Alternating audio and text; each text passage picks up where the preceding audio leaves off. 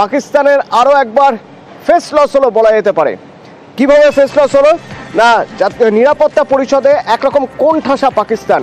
নিরাপত্তা পরিষদে পাকিস্তান নালিশ করতে গিয়েছিল সিন্ধু জল চুক্তি এই মুহূর্তে স্থগিত করে দিয়েছে ভারতে, তা নিয়ে নিরাপত্তা পরিষদে নালিশ জানাতে গিয়েছিল, কিন্তু দেখা গেল সেখানে কোনো রকম কোনো গুরুত্বই দেওয়া হলো না পাকিস্তানের আবেদনকে, বরং উল্টে লস্কর যোগ নিয়ে পাকিস্তানকে প্রশ্ন করা হলো যে লস্করের কি কানেকশন রয়েছে পাকিস্তানের সঙ্গে, তা নিয়ে প্রশ্ন তোলা হলো।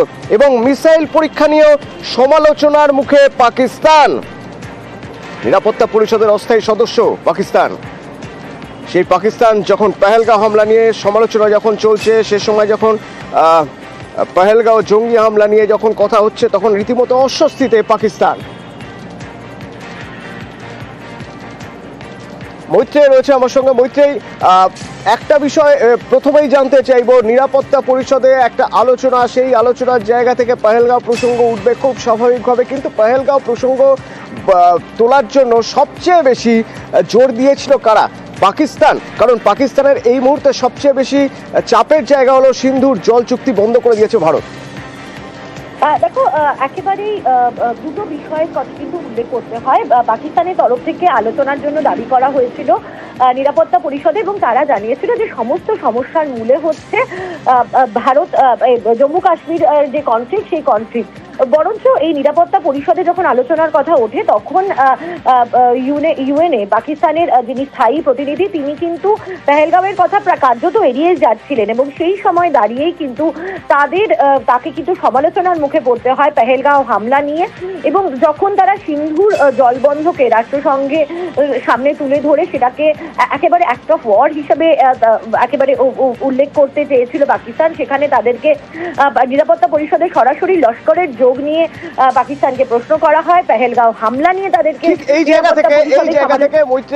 জায়গা থেকে আমি একটু, আমার সঙ্গে আন্তর্জাতিক সম্পর্ক বিশেষজ্ঞ মৈনাক পুততুণ্ড রয়েছে, তার সঙ্গে কথা বলবো। মৈনাক, আপনার কাছে আমার প্রশ্ন থাকবে যে পাকিস্তান নিরাপত্তা পরিষদে সমালোচনার মুখে, যেখানে তারাই নালিশ করতে গিয়েছিল যে সিন্ধু জল বন্ধ করে দিচ্ছে ভারত, সেখানে উল্টে তারাই পেহেলগাঁওয়ের জঙ্গি হামলা, লস্করের সঙ্গে তাদের কি যোগাযোগ রয়েছে, এইসব প্রশ্ন উঠে গেল তাদের বিরুদ্ধে, এবং তারা যথেষ্ট চাপে।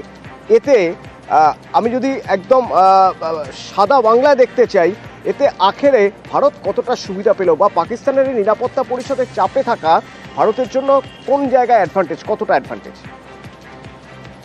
এই নিরাপত্তা পরিষদের যে প্রশ্নটা উঠে গেল, আমার তো মনে হয় এটা একটা যে দীর্ঘদিনের কার্যত ইনজাস্টিস একটা হচ্ছিল, যে বারবার করে এর আগে বিভিন্ন কাশ্মীর ইস্যুতে পাকিস্তান সবসময় বিষয়টাকে ইউনাইটেড নেশনসের দিকে নিয়ে যেতে চাইতো, কিন্তু এখন দেখা যাচ্ছে সেই ইউনাইটেড নেশনসের সব থেকে শক্তিশালী সংগঠন নিরাপত্তা পরিষদ, সেখানেই তার যে সন্ত্রাসবাদের প্রতি মদত, এই বিষয়টা সমালোচনা হয়েছে।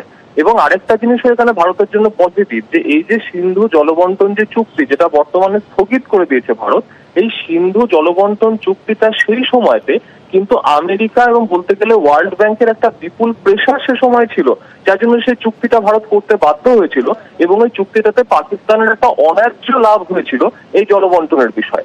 এখন জলবন্টন চুক্তির বিষয়ে যদি কোনো সমস্যা হয়, তার জন্য একটা ইন্ডিপেন্ডেন্ট বাইল্যাটারাল কমিশন রয়েছে দুই দেশের, ইন্ডাস ওয়াটারের কমিশন, সেটার মাধ্যমে কোনো সমাধান করতে না চেয়ে, বা প্রচলিত মেকানিজম গুলো বা কোনো কোর্ট অফ আর্বিট্রেশন ইত্যাদির মাধ্যমেও না চেয়ে, পাকিস্তান বিষয়টাকে সরাসরি জল সন্ত্রাস বলে সেটাকে তুলে ধরতে চাইছে ইউনাইটেড নেশনসে। তো এই যে গোটা প্রক্রিয়াটার মধ্যে পাকিস্তানের যে একটা বিচারিতা, এটাই মনে হয় আজকে সিকিউরিটি কাউন্সিলের যে একটা পদক্ষেপ, তার মধ্যে দিয়ে উঠে আসবে।